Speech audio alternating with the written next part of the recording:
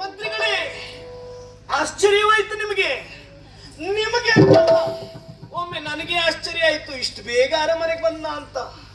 ನಾನಾಗಿ ಬಂದದ್ದಲ್ಲ, ರಾಜೇಶ್ವರಿಯೇ ಸೆರೆಮನೆಗೆ ಬಂದದ್ದು. ಅವಳೇ ನಂದು ನನ್ನಲ್ಲಿ ಮಾತನಾಡಿಸಿದ್ದು, ಅವಳೇ ನನ್ನನ್ನು ಇಲ್ಲಿಯವರೆಗಾಗಿ ಕರೆತಂದದ್ದು. ಈ ಶೃಂಗಾರ ಎಲ್ಲ ಮಾಡಿದ್ದವಳೇ. ನೋಡಿದ್ರ, ಕಾಲಚಕ್ರ ತಿರುಗುತ್ತಾ ಇರ್ತದೆ. ಮೇಲಿದ್ದವ ಕೆಳಗೆ ಹೋಗ್ಬೇಕು, ಕೆಳಗಿದ್ದವ ಮೇಲೆ ಏರಲೇಬೇಕು. ಕಾಲ ನನ್ನ ಅದೃಷ್ಟ ಎಷ್ಟು ಬೇಗ ಬದಲಾಯಿತು ನೋಡಿದ್ರಲ್ಲ. ಯುದ್ಧದಲ್ಲಿ ಪಾಂಡವರು ಸೋತಾಗ ಕೌರವರು ನಗಾಡಿದೆಷ್ಟು, ಹೀಯಾಳಿಸಿದ್ದೆಷ್ಟು, ನಿಂದಿಸಿದ್ದೆಷ್ಟು. ಎಲ್ಲಿವರೆಗೆ? 13 ವರ್ಷಗಳ ಕಾಲ ಮಾತ್ರ.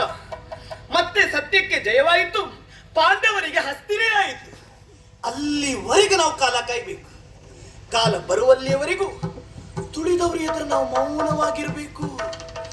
ಅದೇ ಕಾಲ ನಮ್ಮದಾದಾಗ ತುಳಿದವರು ಮೌನವಾಗುವಷ್ಟು ಅಬ್ಬರಿಸಬೇಕು. ಇದು ನನ್ನ ಕಾಲ. ಬೇಡ ಬೇಡ ಸರಸ,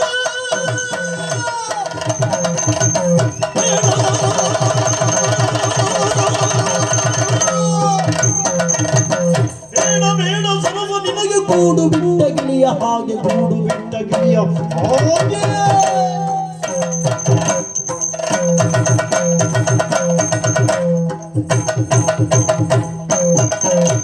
ಸಿಡಿನಿಂದ ಕುಕ್ಕಿಕೊಳ್ಳುವೆ ಗಾಢ ಗೋರುಗಳನ್ನು.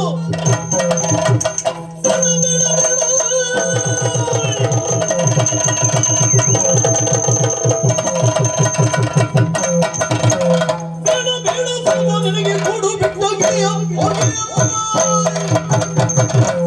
ಸಿಡಿನಿಂದ ಕುಕ್ಕಿಕೊಳ್ಳುವೆ ಗಾಢ ಗೋರುಗಳನ್ನು.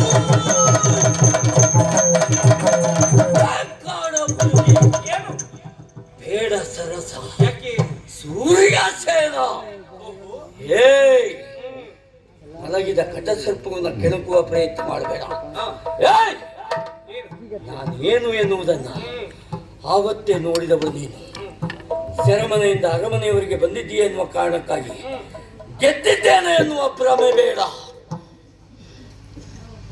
ಅರಮನೆಯಲ್ಲಿ ಗೂಡು ಬಿಟ್ಟ ಗಿಳಿಯ ಹಾಗೆ ಎಲ್ಲೇ ಓಡಾಡಿದ್ರು ಸುತ್ತಿ ಸುತ್ತಿ ಸುತ್ತಿ ನನ್ನ ಬಳಿಯೇ ಬರಬೇಕು. ಹಾಗೆ ಬಂದೆ ಅಂತ ಆದ್ರೆ ಕುಕ್ಕಿ ಕುಕ್ಕಿ ಕುಕ್ಕಿ ತಿಂದು ಬಿಡ್ತೇನೆ. ಯಾಕೆ?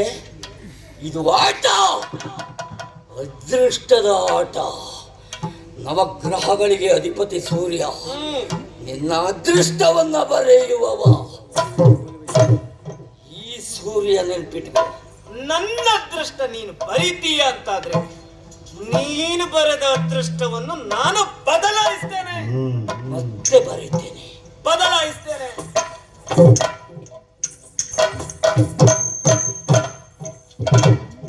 ಅದೃಷ್ಟ ಬರೀತೇನೆ, ಬದಲಾಯಿಸ್ತೇನೆ, ನೋಡಿಕೊಳ್ತೇನೆ.